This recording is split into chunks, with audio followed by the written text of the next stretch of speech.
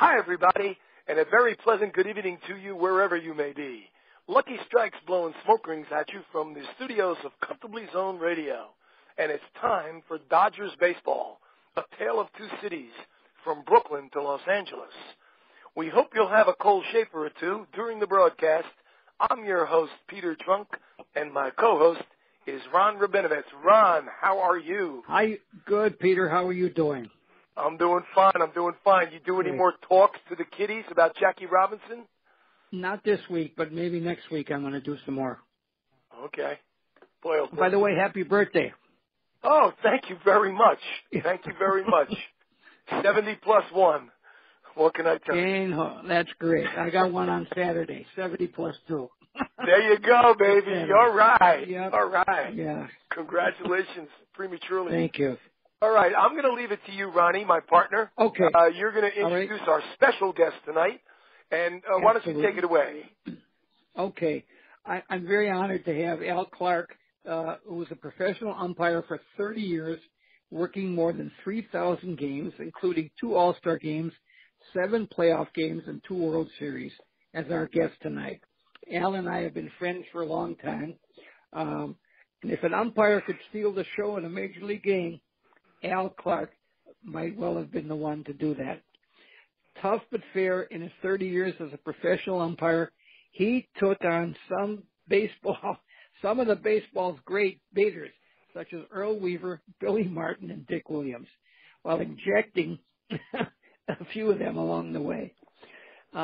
He was the first Jewish umpire in the American League, and Al, it's a great honor to have you here. And Al has a wonderful book called Called Out But Safe, A Baseball Umpire's Journey. And I've read it. As a matter of fact, he autographed a copy to me, which I appreciate. And Al, welcome to our show, and I want to hear a lot of stories from you. Ron, thank you very much for having me. Peter, it's good to talk with you also. Thank you. I have a question right off the top of my head, because this always kills me about umpires. Do umpires have favorite teams or players? I mean, you're only human. That's a question, Peter. That's a question that's been asked of me many, many times. The answer to the first, absolutely. The answer to the first question is absolutely not. We do not have a favorite team. And you as a fan, would you want an umpire to have a favorite team? I would not. Absolutely not. And from the first day we get to umpire school, it is drilled into us that we are there to officiate a baseball game, not root in a baseball game. Now, I'll tell you a couple of things that happened to me along the way concerning this kind of thing. I grew up a Yankee fan. I grew up in Trenton, New Jersey, and it was tough not to be a Yankee fan. My dad was a writer, and he covered the Yankees for the Trenton Times and the Trentonian in Trenton, New Jersey.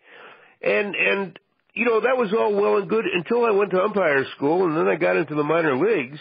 And there was a Yankee farm club in the minor leagues that I was working, and they started yelling at me. And I said, what the heck is this about? I mean, I'm a fan of the Yankees.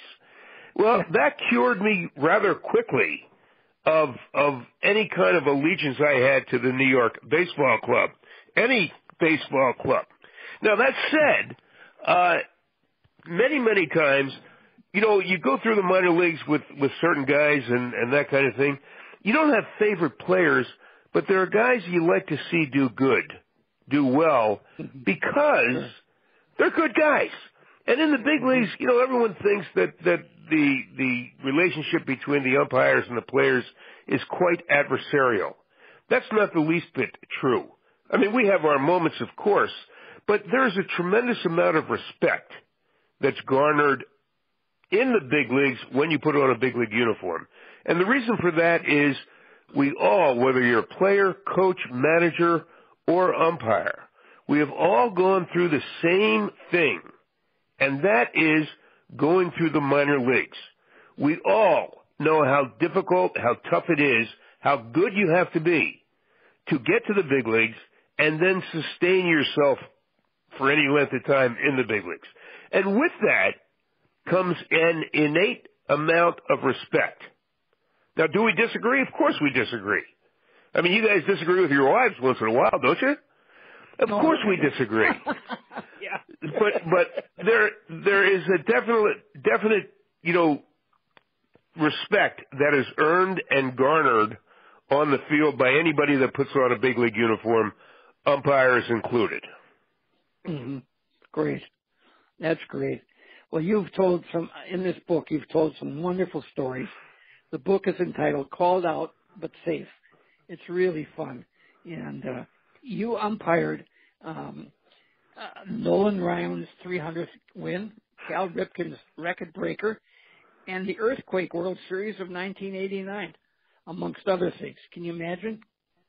Tell us some stories. Yeah, I was very fortunate, either by happenstance or by design. I was eyewitness to many, many iconic things in baseball during my 26 years in the big leagues. 30 years in baseball and 26 in the big leagues.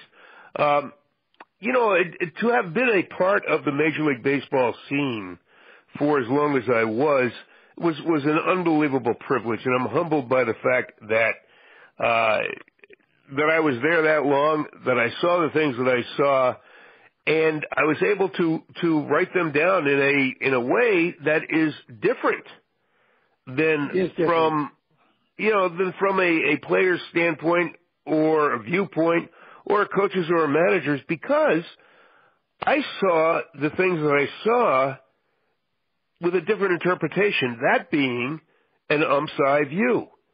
And that's how I wrote about it. And instead of talking about, Nolan Ryan and his 300th win and that kind of thing, as a matter of fact, one of the writers came in after the ball game in great old County Stadium in Milwaukee. That's where it happened. That's where Nolan earned his 300th win. And they said, geez, Al, was it really special to work Nolan's 300th win? And I said, well, to tell you the truth, I had a job to do, and it was a whole lot more special for Nolan than it was for me. And that's the way we look at things like that. We're quite pragmatic when it comes to that kind of thing. But we go about our jobs, and going back to Peter's question, that we aren't fans. A baseball fan, if I told you the truth of the matter, you guys and everyone else, umpires really are not baseball fans. What, you might say? How can you be an umpire in the big leagues and not be a baseball fan? Well, think about it for a second, guys. Baseball fans are invested in a team, players. They want to see certain aspects, certain teams do well.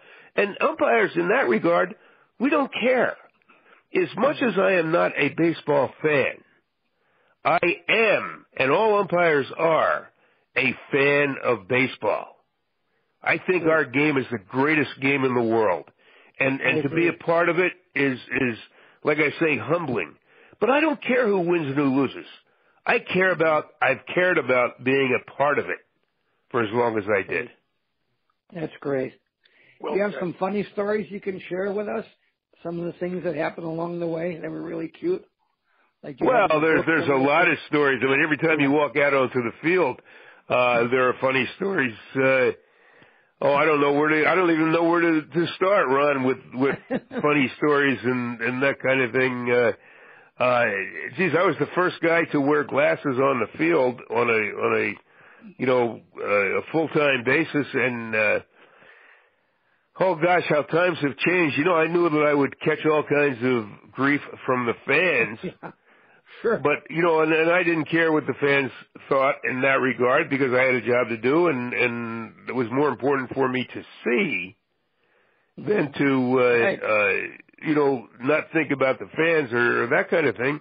But we were in Baltimore one day, and I had my glasses on for about 2 or 3 months. And in Baltimore, as you guys might know, during the summertime, many, many times, there's a misty rain. And if you wear glasses, a misty rain can be a real pain in the neck. So I was working at second base, and the New York club was in Baltimore, and I had, in order to just stop wiping them off, I took them off, took the glasses off, put them in my pocket, when all of a sudden I was standing in the infield, and from behind me on the left, I hear, "Hey, Al, time! So I called time, and I turned around, and Chuck Knobloch, at the time, the New York second baseman, was walking in toward me. And I said, "What do you got, Chuck?" And he walked up close to me, and he put his glove over his mouth, and he said, "Hey, Al, would you please put your glasses back on?" So how times have changed, and now I look in the big leagues, and a lot of guys are wearing glasses, and even in the NFL and in the NBA, guys have donned glasses, and why not? Why not? Why not? Exactly. Sure. If you can see better, why not? Absolutely. Absolutely. I have a question, Al. Al Yes, Clark, sir. our guest tonight, 26 years in the big leagues, a major league umpire, 30 years in professional baseball. What's the magic word or phrase that gets a player or a manager tossed? Well, that's very easy. It's not what everyone thinks it is. Everyone thinks the magic word is hyphenated. Mm-hmm. But it's not. Yeah. The magic word, that's not church out there. We do put athletic supporters on and walk out on the field. When anybody gets personal out on the field and he precedes anything with simply you, mm-hmm. anything after you is not going to be very complimentary, and it's going to be very personal. And we're not out there to take that kind of abuse from anybody. Right. And because of the power vested in me in the uniform that I wear, when a player does get personal, preceding anything with you, he will be ejected. I will be there for 9 innings most every single night. A player knows what he can and can't say. He knows the proper decorum that he can and can't use. And when he crosses that line, he will be ejected. And the only thing that an ejection really accomplishes is the player is not of use to his team anymore. He has eliminated himself from helping his team win. And that serves no purpose whatsoever. Right. These guys are highly competitive individuals. They are highly skilled individuals. They are the 725 or 750 best players in the world. Even the 25th man on a 25-man roster is among the best players in the world. Guys, the hand-eye coordination that these guys possess is extraordinary. And to see them and see what they can do is just unbelievable. And the same thing goes for umpires. Umpires have been scrutinized for years, like in some cases a decade, before they umpire in the big leagues. Mm-hmm. They are, even the guys that fans think are not good umpires, are without doubt among the best in the world. So, like I say, it goes back to that respect thing. Being in the big leagues for as long as I was and getting to the big leagues, that in itself creates an ambiance of respect, and it's a pretty good thing. That's why baseball is as good as it is. Yeah, absolutely. Mm-hmm. We're talking to Al Clark, who has a tremendous book called Called Out But Safe, and he's a dear friend of mine, and we're honored to have him on the phone. And Ron, I can tell you one thing. I apologize for interrupting, but we're talking about the book a little bit. I just received word about actually about 2 or 3 weeks ago now, and I'm humbled by this. I'm truly humbled by it.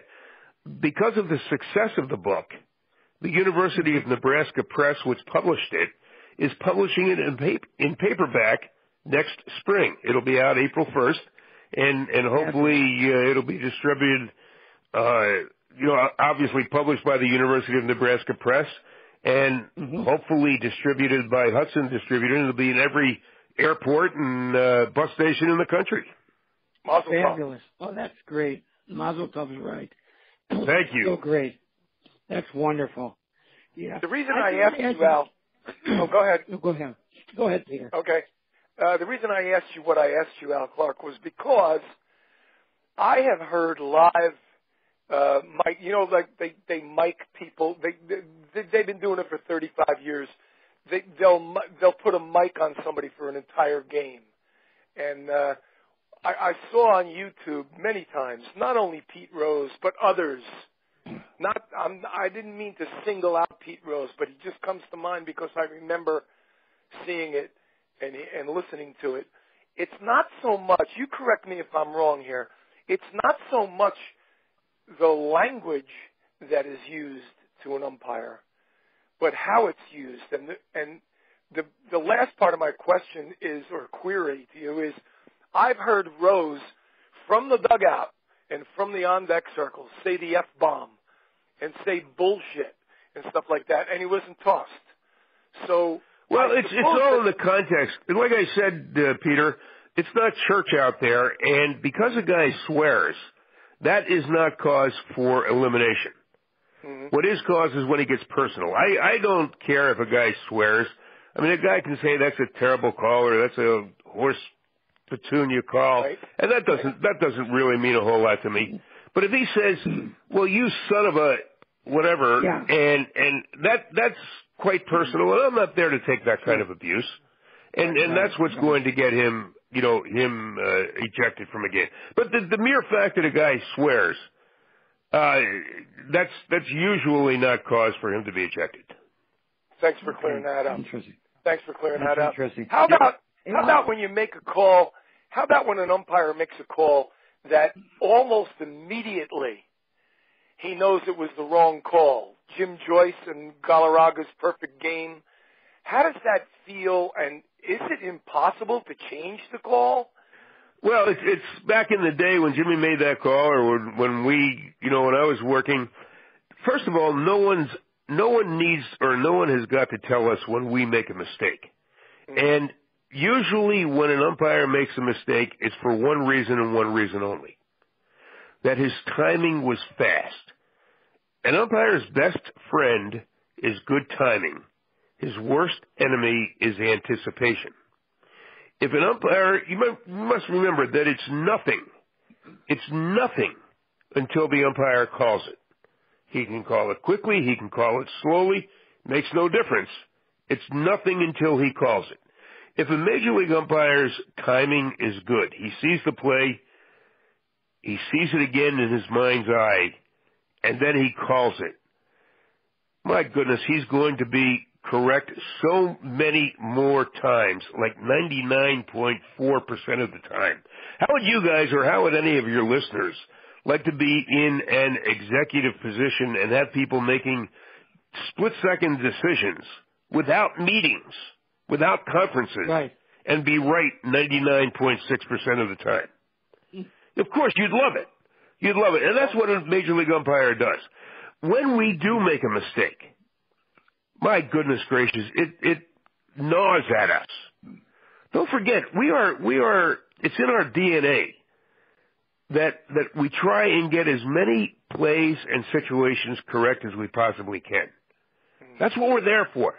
And we take a tremendous amount of pride in what we do out on the field. And when we do make a mistake, my goodness gracious, that it just claws at us. Now, in today's world, with the instant replay and the challenges and that kind of thing, right? Well, people ask me all the time what I think of it. Well, quite honestly, I've got a little different take on it than perhaps you might think.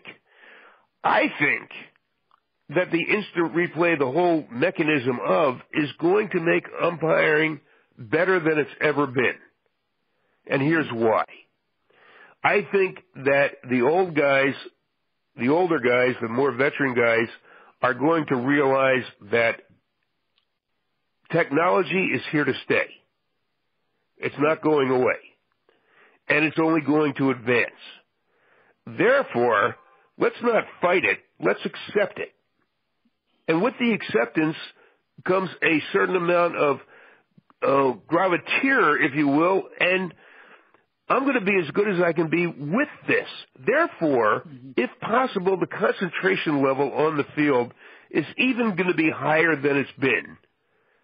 The timing is going to be better than it's been, and it's going to be proved that Major League umpires are worth their weight in gold when it comes to the decision-making process. Guys, my first year was 1976 in the big leagues. Some of the old-timers were still there. And we talked about instant replay and stop action and slow motion. And at the very outset of the technology, some of the umpires, well, they were intimidated by it. They thought that instant replay, stop action, slow motion would show how fallible they were, how wrong they were. But in actuality, in truth, it did just the opposite. It didn't show how wrong the umpires were. The technology showed how right the umpires were, and with that came the beginning, a renaissance, a genesis of a new respect that umpires had earned in the big leagues. Because instead of people thinking they were wrong, the technology showed how right they were. And the same thing continues on, and as the technology has advanced, so has the respect for the umpires. That's great. That's great. Now, what happens, Al Clark, on a hot summer day? I mean, you're behind the plate. You've got the gear on and everything. I mean, you've got to be very hot.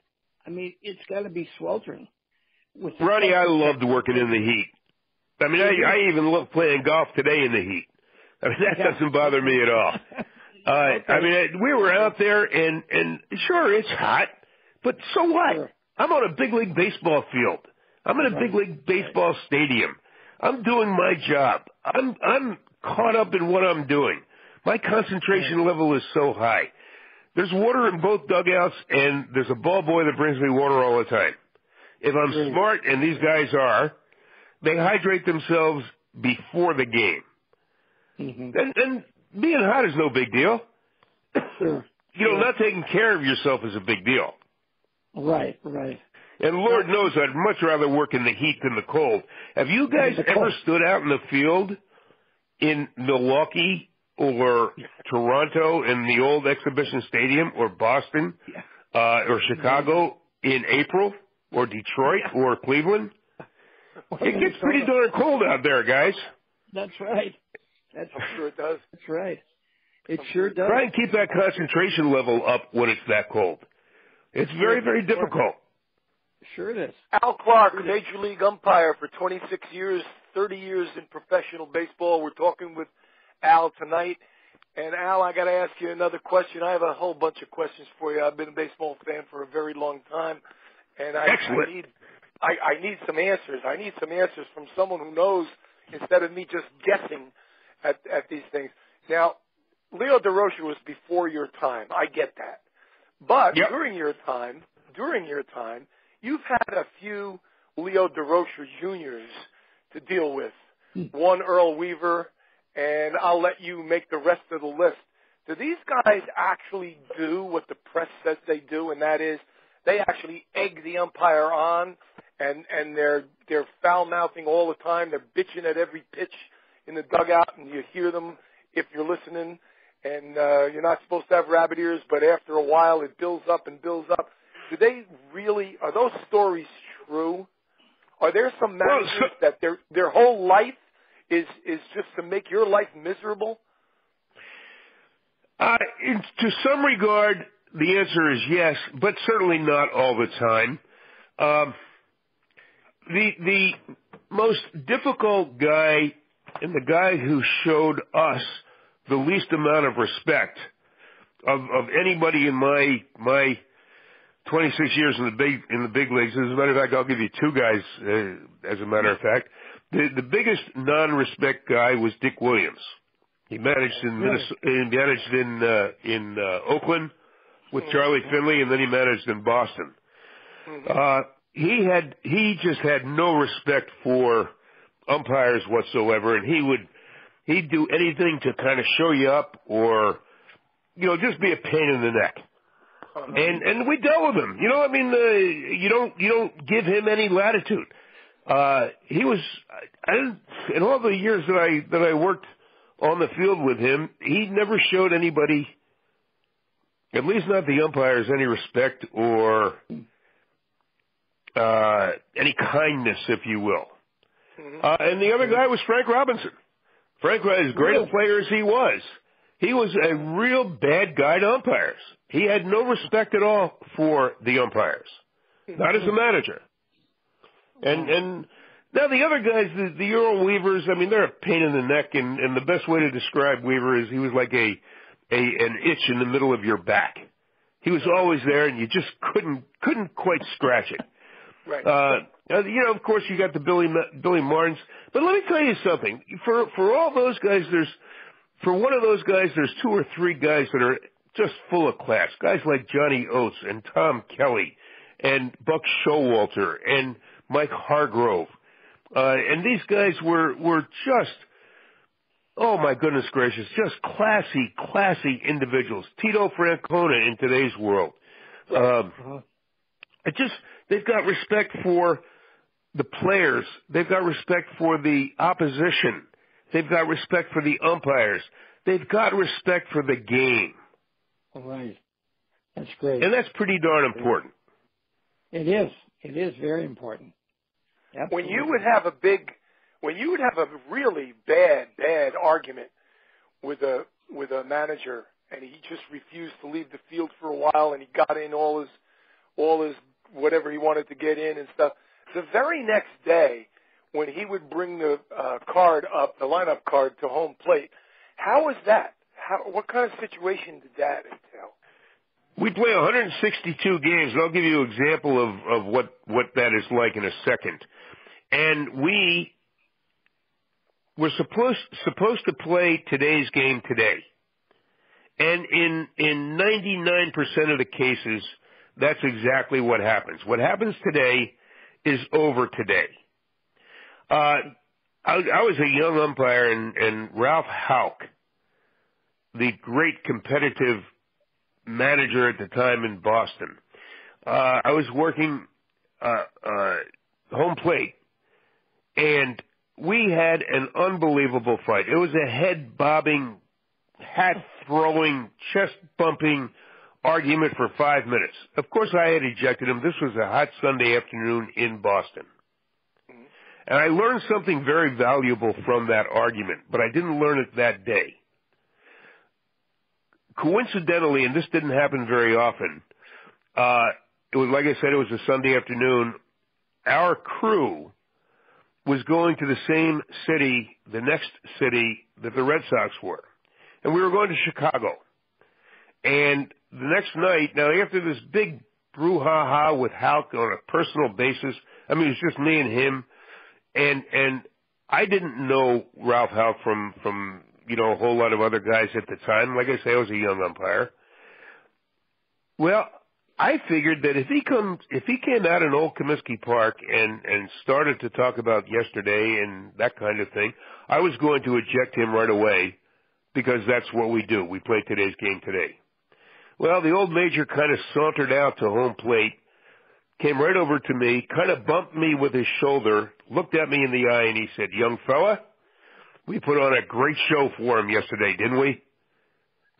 Oh, my goodness gracious. That man, talk about respect for the game and knowing how to act in the game. That was the epitome of class. That was just absolutely perfect. And from that experience, my goodness gracious, I learned a very valuable lesson about playing today's game today. And that's what I did, and that's what most people do. That's what I did the rest of my career, and that's what most people do all the time. Hell, you play 162 games, you can't remember everything, and if you did try to remember everything, you'd sure as heck get confused. Right. for sure. Right. Unbelievable. I have seen managers. Okay, I have seen managers thrown out when they bring up the lineup card. Because they brought up yesterday. The game. Right. Sure, they brought up yesterday. I've seen it. Absolutely. Mm-hmm. Go ahead, Ron. Ron. I threw out. I ejected Frank Robinson during the national anthem one day. Really?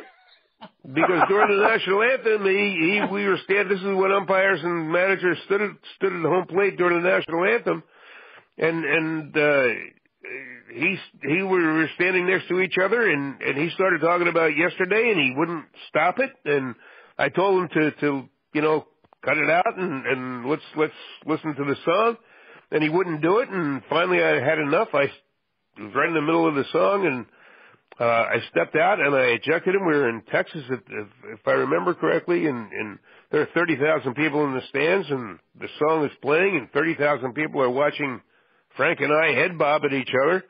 And of course I got fined for it, and rightfully so, and I'm sure he got fined for it. The writers came in after the game and they said, geez, Hal, if you had it to do over again, would you have done anything differently? And I said, well, hell yes, I would have done it differently. And the writers looked at me and said, well, what would you have done differently? And I quite simply said, I'd have waited until the song was over. Exactly. Exactly. That would have been my answer. Yeah. That would have been my answer. Yeah. Right. Okay. Did anybody Ronnie, ever go ahead, Ron. talk to you? Al, did anybody ever talk to you about being anti-Semitic or made some slurs about that you were Jewish? Not in the big leagues, Ronnie. In the minor leagues, there were a couple of incidents in the minor leagues, but in the big leagues, not nary a one. Not a one. Nary one. Okay, as it was said, it was best said, and I read about that in my book, actually. It was best said by Stan Musial back in the day, when he said the only race is the race to first base. The only color is white for the home team and gray for the visitors. And the only creed is the rule book. And I think that epitomizes our game to a T. Boy, does it ever. To a T. To a T. Yeah. So you guys, now you travel as a group, right? The four of you? We are a crew. You're a crew. We are a crew. We call ourselves a crew. We are the third team on the field, but we call ourselves a crew. And an umpire crew will only stay in a city for one series. If the Dodgers are in Los Angeles for the Diamondbacks, the Giants, and the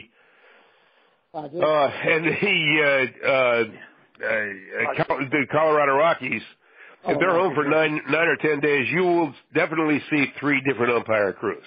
Mm-hmm. We travel, umpires travel about 3 times as much as the players do, and we travel commercially. And whereas the players, they all travel, the players all travel on charter flights and everything else. They leave after a game, we leave in the morning. So our travel is a gazillion times more difficult than the players. Mm-hmm.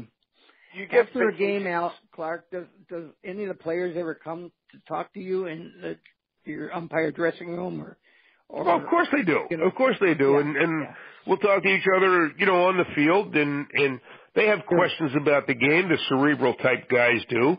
And like I said, there's a mutual respect out there. Umpires don't socialize with players during the season. As you know, Ronnie, I do a lot of after dinner speaking all over the country. And yes, I know you do. We see guys in the wintertime very, very much. I see guys, retired guys now at golf tournaments that I am fortunate enough to be invited to and that kind of thing. Mm-hmm. And we talk and we shoot the bull at those kinds of things. Yeah. But then we might see each other in cities, and it's always cordial. I mean, can you imagine seeing two guys having an argument on Michigan Avenue in Chicago? Yeah, right. That's probably not going to happen. Exactly. And we don't frequent this. Well, we do frequent the same restaurants, but we don't frequent the same bars at night because that could lead to something that's not the right thing. And you don't want to be in that situation. I mean, that's not the professional thing to do. Right. Absolutely. How many games do you actually do, and do you get a vacation? When I started, Peter, there were no vacations. The only time, and when I'm talking about in the big leagues, there are no vacations in the minor leagues at all, ever, and still not. But when I started in the big leagues, the only time that umpires got any time off was the All-Star break, the 3 days for the All-Star break. But and then through negotiations, when Richie Phillips became the attorney for the then Major League Umpires Association, in the collective bargaining agreement, we earned at the outset 1 week vacations, and now it progressed and everything to where I think the guys are earning like 4 and 5 week vacations now during the regular season. Let me tell you something. It's tough to be on the road constantly, being away from the home and family. Absolutely. Traveling is not easy today. Trying to go through TSA at airports, every 3 days. And think about it. You're in an airport every 3 days. You're checking out and into a hotel 6 times a week, out of one hotel and into another. And you're going to different cities. And when I umpired primarily, I was an American League umpire. In the last 2 years, I was a Major League umpire. And the beginning, I went to 15 cities, and at the end, I went to 30. Yeah. Mm-hmm. So, all that kind of thing, unless you grow up in it, it's a new and a stressful situation that others just don't understand or realize. And that's part of and I'm not looking for sympathy, but that's part of the hardships of living on the road. And we choose to do it, but it's not an easy thing, to do. Not easy. It's not easy. So how many games do you wind up doing in a regular season? Not counting 140 to 145. Okay, that's a lot. Yeah, it is.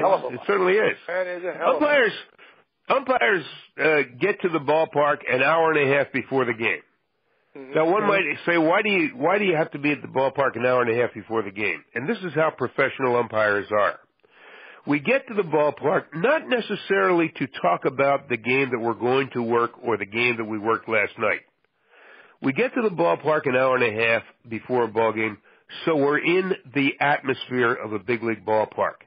We'll talk about things that have occurred all over the stadium, all over the country, whether it be last night or the last couple of days, or pitchers that we might be seeing today.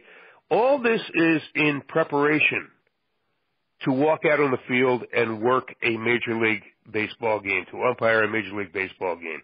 It's all in getting into the atmosphere, getting into the mindset, getting into being ready to be as good as we can be.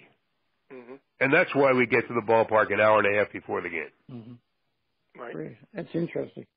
I heard a story from years ago. I heard a cute story from years ago. It's probably apocryphal, but it fits the occasion here. Ted Williams is at bat in Fenway Park, and the pitcher throws a pitch, and the home plate umpire says, "Ball 1." And the catcher, without turning around, of course, says, "Are you kidding, Will? Come on, hit the corner. That was a strike." The umpire takes his mask off and says, "Young man, Mr. Williams will let you know when it's a strike." Yeah, I think I've heard that story for decades. And now, as good a hitter as Williams was, I can't imagine an umpire reacting to that kind of situation. Hell, I saw some pretty good hitters too, and guys like Rod Carew, Tony Gwynn, Wade Boggs. I mean, these guys were just outstanding hitters. They were magicians with the bat. And I don't know of any umpire, and I know probably 70% of the umpires that have ever umpired in the big leagues. I don't know of any umpire that would have ever said something like that. Well, I really wasn't asking you to let us know that if that is true or not. It leads to another question. It leads to a question such as this. Let's say the bases are loaded, the count is full. They don't have to be full, or it doesn't have to, whatever. What I'm getting at is, do veterans that are well-known veterans, a Brett, a Brett or a Mantle or a whatever, do they get the benefit of the doubt on a very, very, very close pitch with 2 strikes on than a rookie would? Because Peter, it's a fair question, and the answer is absolutely not. And I'll give you the reason why. Go ahead. We are back there to do the best job we can. Our minds are completely blank when a pitch is coming in. We don't have the time nor the inclination to think or remember who's hitting. We have the thought process to be as right as we can. See the pitch, see it in your mind's eye, and call it whatever we think it to be. I don't care who the hitter is. I don't care what the score is. I'm not going to do anything to jeopardize either myself or the integrity of the game. Okay. And yeah. I know that's what fans think. I know that's what announcers say. But in reality, it is absolutely not the truth, not the case. Okay. It's just another batter coming to bat. I'll tell you what the announcers say. Not that I have to tell you, but I will tell you anyway. What the announcers say, when the score is 10-0, and it's the 7th inning, and pitch is like 6 inches outside and he calls it a strike, the announcers say, hey, it's 10-0. You better be up there swinging. That's what they say. And that's why they're up in the booth. They know not what they speak about. All right. If the announcers, you piqued my interest here because the announcers are a pet peeve of mine. The announcers are hired by the ball clubs or the station, and they are looking for ratings. They don't care about the truth in most situations. They care about ratings. And if I care about the integrity of the game, do you think the announcer does for a second? And he's going to say whatever he can say or will say to fill airtime. And that's not the case of what actually happens on the field. Right. Man, I'm not going to call a pitch to 6 inches or 8 inches or 10 inches outside because of the score. Mm-hmm. Yeah. You know, that's not what fills the integrity bag. What fills the integrity bag is being as good as you can be, not bending the rules. Right. How was Vin Scully to work with? You ever meet with him and talk to him? Oh, I've met with Vin a number of times, and I mean, you're talking about an icon in the game. Guys and you're talking about fans in Los Angeles. And I said this about Ernie Harwell. Fans in Los Angeles and in Detroit, where Ernie, the fans were the luckiest fans in the world. These guys, Vin Scully, the Ernie Harwells, the Don Elstons, the Mel Allens, the Red Barbers, they drew pictures with words. Right, exactly. They created an ambiance for the fan. And that was just, I mean, if you listen to those guys as little boys growing up, your love of baseball, you've got it in your system until the day you die. And part of the reason is because you're listening to those guys. Absolutely. You're so right. It's so true. So true. Yeah. Did you ever meet my friend Jackie Robinson? No, unfortunately I did not. I had not. I never did meet him. I would have loved to have met him. Sure you would have. It's I would talk about icons of the game and what he did for the game and the things that he had to endure. It's just almost unspeakable. And thank God he did. Yes, thank God he did. Our game is a whole lot better because of Jackie Robinson and Roberto Clemente and Minnie Minoso. Absolutely. Oh yeah. Right. Absolutely. How about when that earthquake came? What tell us about that. What happened? I mean, it happened at 5:04 on October 17th, 1989. That time and date is etched into my mind forever. It was my second World Series. We were in Candlestick Park. The first two games were played in Oakland, and the Oakland A's had won the first two games. The series had shifted over to San Francisco. We were in the dressing room. Of course, the game was going to start about 8:35 East Coast time. We were about a half an hour before the game, and we literally heard a rumble just like a freight train or a big old train engine coming through, and it was a grinding sound. And we looked at each other and said, "What the?" And we realized that it was a quake coming through. And the dressing room in Candlestick Park was the walls were cinder block, and the stadium started to shake. And instead of the cinder block shaking, it actually waved as the wave was starting to come through. It was quite scary. And I ran out onto the field. I had long johns on and a T-shirt and shower shoes. And don't you know, a Sports Illustrated photographer was there just then as I was running out, and he takes a picture, and I'm in Sports Illustrated in my underwear the next week. But I'll tell you, it was a funny situation because the fans in San Francisco thought, obviously shakes and quakes are pretty common out on the West Coast, and they thought that this is just what the Giants needed to shake them up and turn the series around.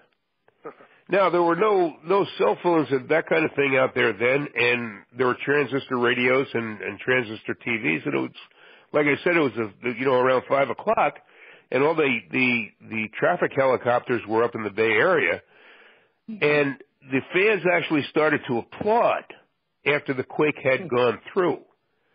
But then a jolt of realism occurred when the realization that the Nimitz Freeway had pancaked over in Oakland. The Bay Bridge a section of it had collapsed. The Mission District in San Francisco was on fire. Now the quake took a completely different tone. Now, I will say this about that day. I mean, it was a day to remember for sure. And I wrote about that and that kind of thing in the chapter about the earthquake in my book. But Fay Vincent was almost castigated. He was the commissioner at the time.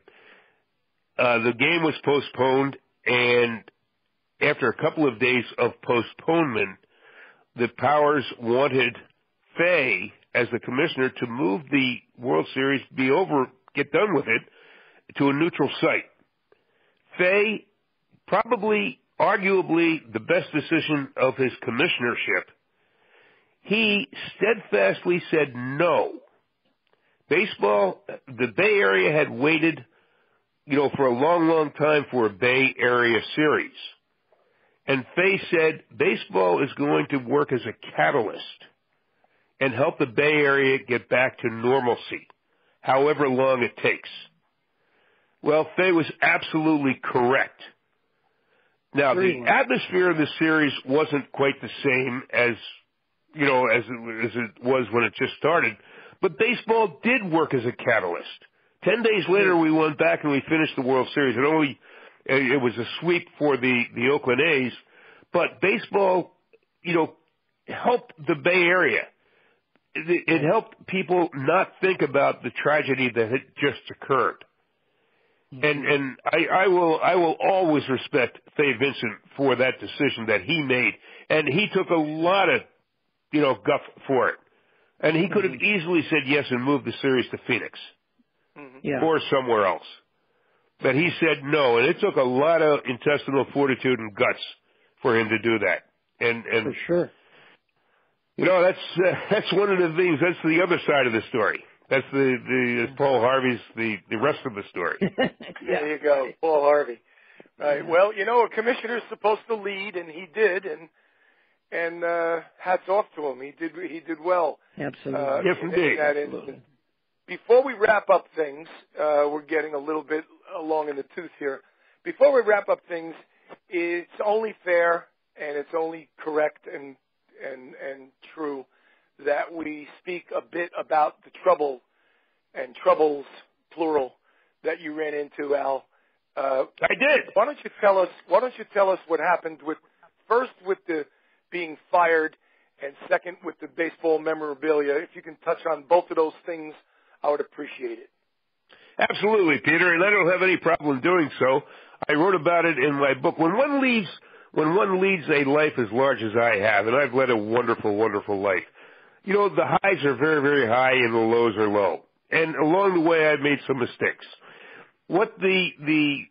I was let go, I was released, I was fired after 26 years in the big leagues because I had downgraded an airplane ticket to coach, and which we were allowed to do. I have a home here in beautiful Colonial Williamsburg, Virginia, and I also have a home in Boca Raton, Florida. I was in Atlanta.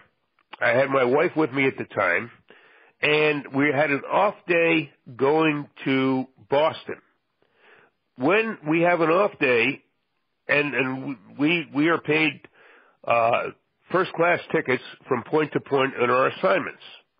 I was going from Atlanta to Boston on a first class ticket. My wife was with me.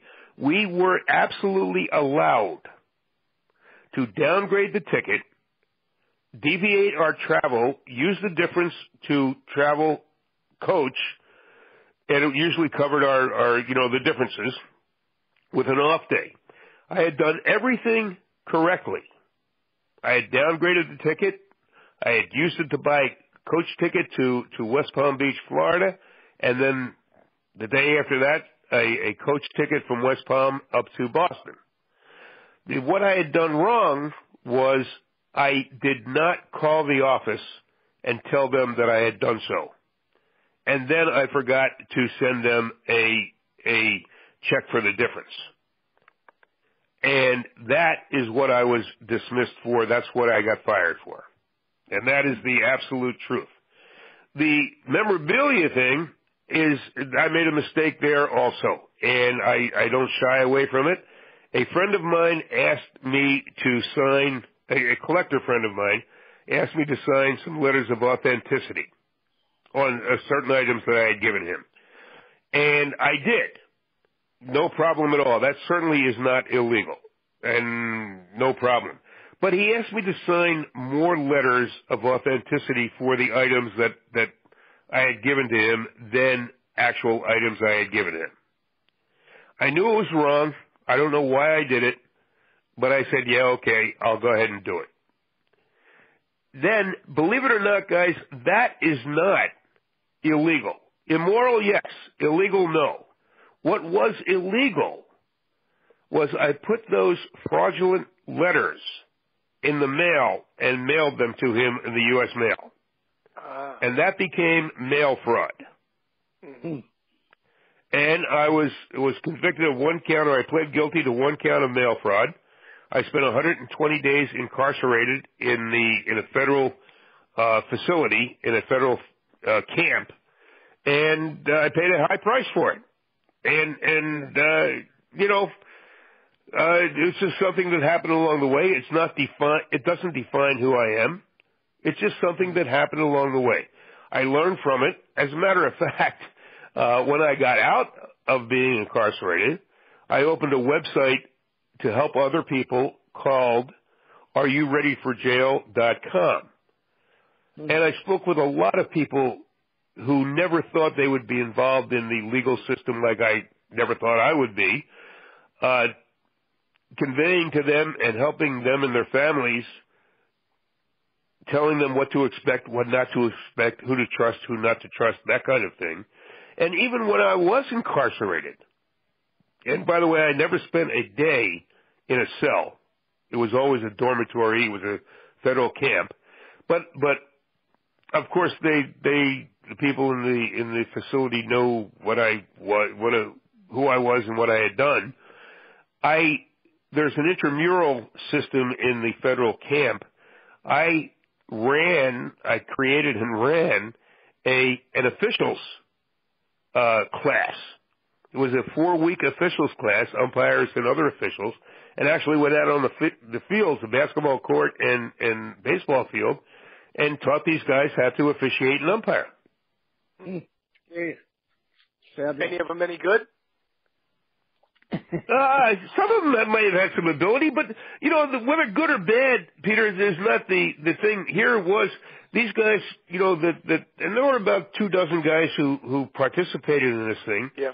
The prison the facility gave them certificates.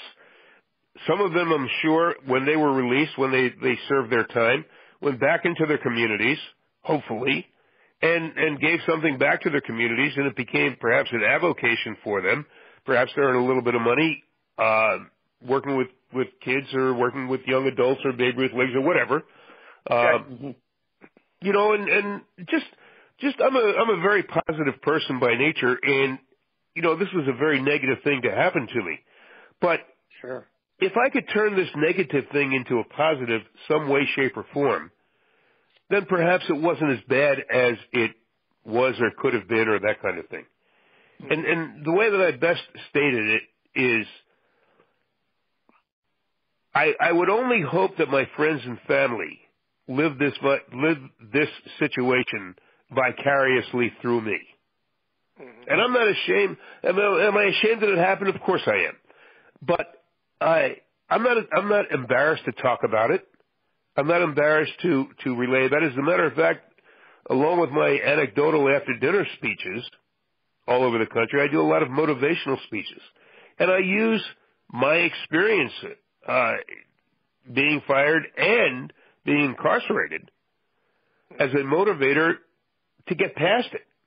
And I explain to people how you get past it and the attitude that one must have to create the positiveness of getting past it. Not allowing that negative thing or any negative thing to define who you are. Mm-hmm. And it works pretty good. That's great. Sounds like it does. Now that you're retired, are you a baseball fan? Do you watch games on TV?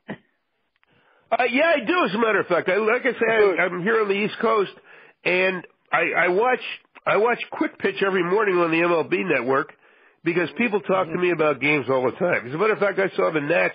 I was in the ballpark in Washington just a week and a half or so ago. I had a speaking engagement in D.C., and one of the folks there asked me to go to the ballpark with him, and I did. And actually, not only it was a heck of a couple of days, I went to the ballpark. I had a speaking engagement, went to the ballpark, and played golf at the Army-Navy Country Club. So it was a pretty good couple of days. But the people, here in Virginia, in Eastern Virginia, they're Nats and Oriole fans. So I keep up with them, and I keep up with what's going on, so I can speak intelligently with them about questions that they might throw at me. Mm-hmm. Right. But am I a fan of a team? No. Am I a fan of the umpires? You betcha. You betcha, yeah. Still to this day, you don't root for any team. I do not. I really don't care. It's in my DNA. Okay. You root for the umpires. That's right. Yep. That's right. And the football officials and the basketball referees. Right. There you go. Now you have to remember you're talking to two old Brooklyn Dodger fans. I don't think. Let me ask you guys a question. Do you guys know how the New York Mets got their colors? Sure. The blue from the Dodgers and the orange from the Giants. Absolutely. A whole lot of folks don't know that, for sure. I didn't know that. Oh, sure. Ron, you didn't know that for sure? No. I'm out in Minnesota. That's an oldie. That's an oldie. Yeah. That's an oldie. That's an oldie is right, Peter. Yeah. Right. Al, speaking with an old-timer from Brooklyn, I never thought that I would laugh and speak calmly with a person who rooted for the umpires. Because back in Brooklyn, well, you know that they used to Major League used to use 3 umpires. You know that. Sure, of course I do. And when the umps would come out on the field at Ebbets Field, the Dodger Symphony Band would strike up 3 blind mice. Right. And the whole place would go crazy. All right. Well, the respect has come a long way since then, Peter. There you go. Right. There you go. There you go. Excellent. Well, I want to thank you, and I want to thank my partner, Ronnie Rabinovitz. I want to thank Major League umpire Al Clark for coming on the show and speaking about everything, not just certain things. Spoke about everything, and we enjoyed the hell out of it. At least I did, and I think Ronnie did too. I did too. Really had a great time. The hour went by like nothing. Yes, a little more than an hour. It flew right by. Thank you so much for coming on the show. Guys, it's a pleasure.